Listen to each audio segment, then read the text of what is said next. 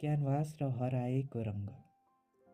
कुनाको त्यो काठको टेबलमा एक नासले बलिरहेछ एउटा मन्द बत्ती र अगाडि छ वर्षौँदेखि कोरिन बाँकी एउटा सेतो क्यानभास।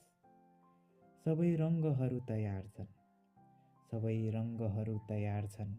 ब्रसले पानीको गहिराई छामिसक्यो, तर औँलाहरू अझै ओभानो पर्खाइमा छन्, किनकि झ्याल बाहिरको मौसम एउटा अनौठो मौनता ओढेर उभिएको छ।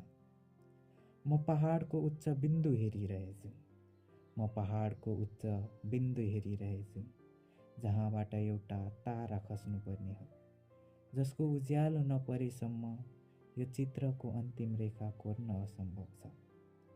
सोध्नेहरू सोध्छन् कलाकार किन रोकियो? तिनीहरूलाई के थाहा, सृष्टिको पहिलो शब्द नै कतै अल्मलिएर बसेको छ। कुहिरो अलिकति मात्र पग्लिए यो रित्तो क्यानभासले एउटा आकार पाउँथ्यो।